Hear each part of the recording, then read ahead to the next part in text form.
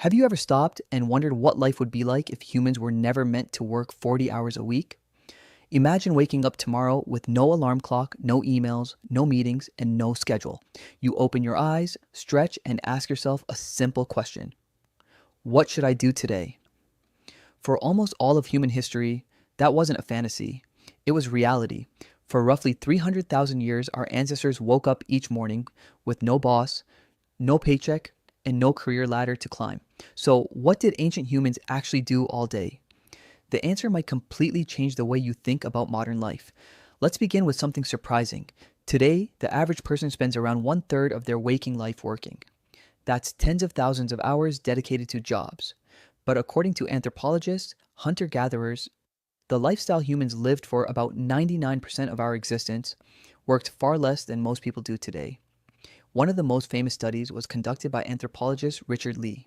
He studied the Jew Huanzi people of southern Africa, whose lifestyle closely resembles that of prehistoric hunter-gatherers. What he discovered shocked many researchers. Adults spent only around 15 to 20 hours per week obtaining food. That's less than half the workload of many modern employees. Researchers observed similar patterns among hunter-gatherer groups in Tanzania, Australia, and South America. Different continents, different environments, yet the same result. People spent relatively little time on basic survival. So, what were they doing with the rest of their day? To answer that question, archaeologists turned to the past. The evidence was hiding in human bones.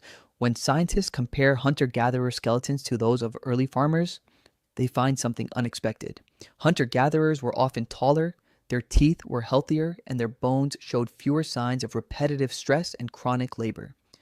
Meanwhile, many early farmers suffered from nutritional deficiencies, tooth decay, and joint problems caused by constant agricultural work. In other words, the shift to farming didn't immediately improve human life. In many ways, it made life harder. But the most fascinating evidence comes from something that had absolutely nothing to do with survival: art.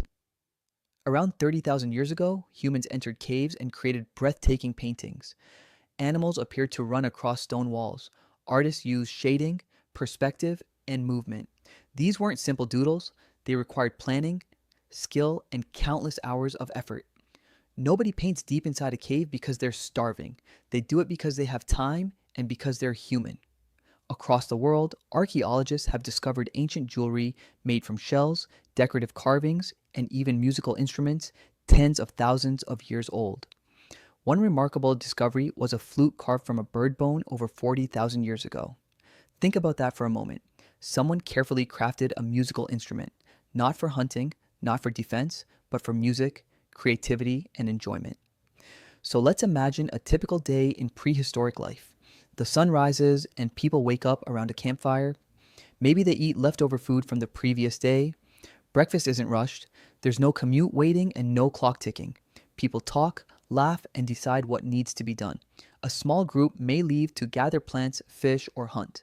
Others stay behind repairing tools, preparing hides, weaving baskets, or caring for children. Unlike modern jobs, nobody is tracking productivity or counting hours.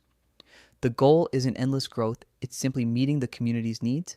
By afternoon, much of the necessary work is already finished. And this is where modern people often struggle to imagine ancient life. Because many hours weren't spent working at all. People rested, socialized, played with children, made jewelry, told stories, sang songs, and created art. Anthropologists studying hunter-gatherer societies consistently find that social interaction occupied a huge portion of daily life. That makes perfect sense because for most of history, your survival depended on your relationships. Your community was your safety net. If people trusted you, helped you, and shared resources with you, you survived. As evening arrived, something magical happened. People gathered around the fire.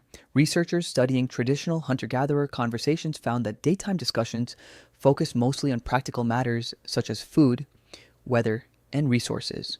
But after sunset, conversations changed. Stories took over. Myths, legends, jokes, adventures, and dreams filled the night. This may have been where much of human culture was born. Around those fires, our ancestors created the stories that helped them understand the world and pass knowledge to future generations. Then came sleep.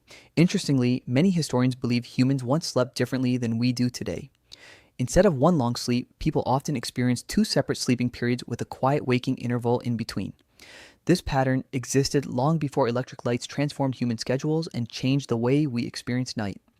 Then, around 10,000 years ago, everything changed. Agriculture arrived, farming allowed populations to grow dramatically. More food meant more people, and more people required even more food. Suddenly, humans were locked into a cycle of continuous labor. Fields needed planting, crops needed protection, and harvests needed storage. The workload increased. Villages became cities, cities became civilizations, and specialized jobs appeared. Eventually, work itself became one of the defining features of human life. The world we know today was born. Modern civilization brought incredible advantages such as medicine, technology, security, and comfort, but it also transformed the way humans spend their time. For most of our species' existence, people work to live. Today, many people feel like they live to work. Maybe that's why stories of ancient life fascinate us. Deep down, they remind us of something familiar. Humans aren't machines built for constant productivity. We're storytellers, creators, explorers, friends, and artists. For hundreds of thousands of years, that's exactly how we spent our days. The next time you feel trapped by schedules, deadlines, and endless notifications, remember this. For nearly all of human history, your ancestors woke up with a single question: what should I do today? And somehow they found plenty of beautiful answers.